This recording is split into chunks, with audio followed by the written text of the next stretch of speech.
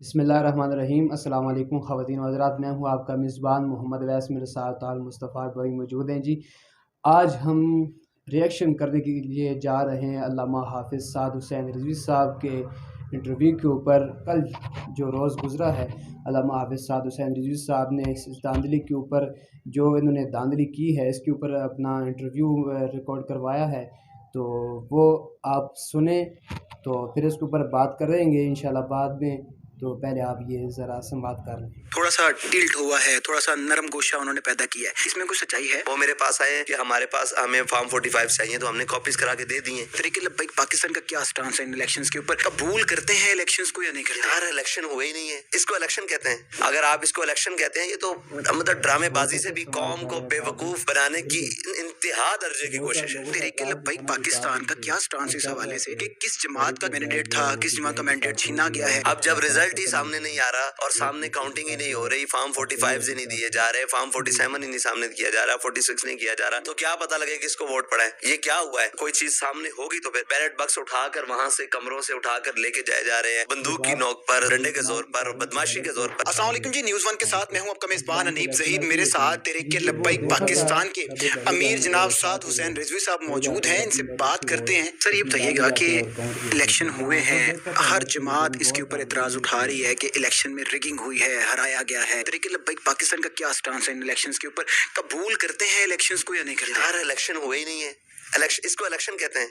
Election का मतलब होता है कि एक वोटर वोट डालने आए, ठीक है जी, पाकिस्तानी कौम निकले, अपना हक के राय दे इस्तेमाल करे और शाम को उसका रिजल्ट मिले। कहाँ है रिजल्ट? कहाँ है DROs? कहाँ है सिस्टम? कहाँ है सारा दिन वो इलेक्शन का अमला और सारा दिन क्या है? ये तो इलेक्शन हुआ ही नहीं है। अगर आप इसको इलेक्शन कहते हैं, ये तो मतलब ड्रामेबाजी से भी कौम को बेवकूफ बनाने की इंतहा दर्जे की कोशिश है। अच्छा, जो पाकिस्तान तहरीक इंसाफ के जो लोग हैं वो ये कहते नजर आते हैं कि जब रिजल्ट कंपाइल किया जा रहा था फॉर्म 47, तो हमें DRO के दफ्तर से निकाल दिया गया, ROs के दफ्तर से निकाल दिया गया। जो तहरीक लब्बैक पाकिस्तान के जो उम्मीदवारान थे, उनके साथ कोई ऐसा वाकया पेश आया? भाई सबके साथ ही ऐसा हुआ है, जाने नहीं दिया गया अंदर तक, और जनाब जो अंदर बैठे हुए थे उनको बाहर निकाल दिया। बल्कि जो अंदर बैठे रहे हैं वो बाद में पता लगा DRO का अमला ही चला गया यहाँ से, और उन्होंने कहा आप सुबह 12 बजे आएंगे तो आएगा। उसने आगे कागज लगा दिया कि जनाब आप सुबह 12 बजे आके रिजल्ट ले ले। तो ये कौन सा तरीका है? ये कौन सा? जमात इस्लामी भी तहरीक इंसाफ के जो हक में आवाज़ उठा रही है, वो कह रही है कि जनाब अली तहरीक इंसाफ को ज़्यादा वोट पड़ा है, उनको सीटें मिलनी चाहिए। नून लीग के अक्सर कैंडिडेट जो कहते नजर आते हैं कि हमें फ़ोन और कॉल आई थी कि आपको हम सीट दे देते हैं, लेकिन वो भी इस चीज़ से इनकार कर रहे हैं। तो तहरीक लब्बैक पाकिस्तान का क्या स्टांस इस हवाले से कि किस जमात का मैंडेट था, किस जमात का मैंडेट छीना गया है, क्या कहते हैं? देखें, मैंडेट तो हमारा था, ठीक है, हमारा अपना मैंडेट छीना गया। अब जब रिजल्ट ही सामने नहीं आ रहा और सामने काउंटिंग ही नहीं हो रही, फॉर्म 45 ही नहीं दिए जा रहे, फॉर्म 47 ही नहीं सामने किया जा रहा, 46 नहीं किया जा रहा, तो क्या पता लगे किसको वोट पड़ा है? ये क्या हुआ है?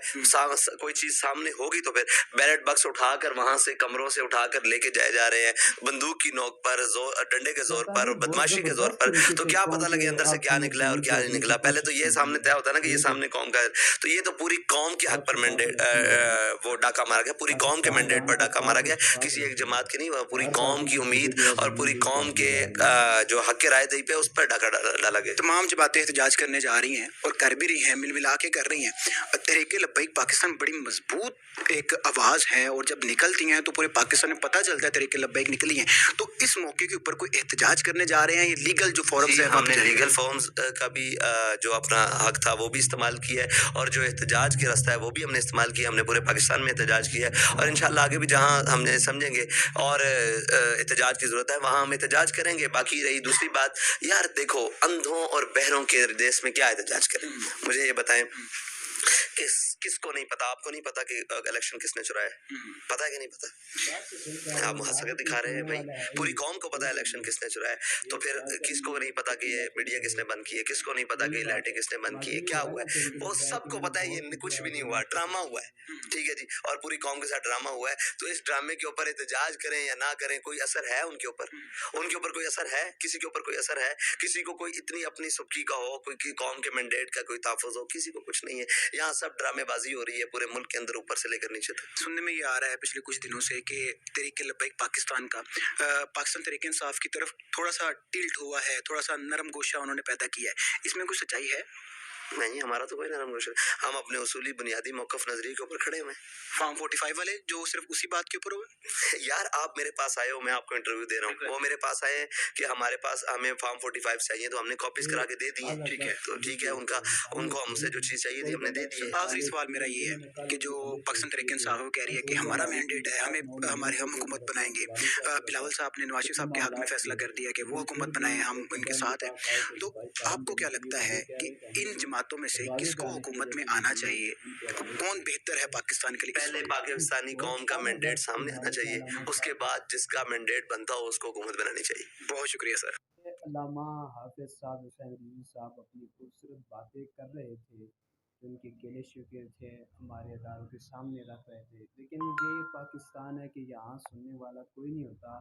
आप जितना मर्ज़ी शोर डालें, अदालत भी बैठे हैं, आप जितना बिल्कुल मर्ज़ी शोर इसी डालें। तरह आप देखिए पाकिस्तान का इलेक्शन हुआ है, कितने अरब खर्च हुए हैं, एक निज़ाम चलाया गया। लेकिन इस बार हमने ये इलेक्शन के दौरान ये बात देखी है कि इलेक्शन अमले ने कुछ नहीं किया।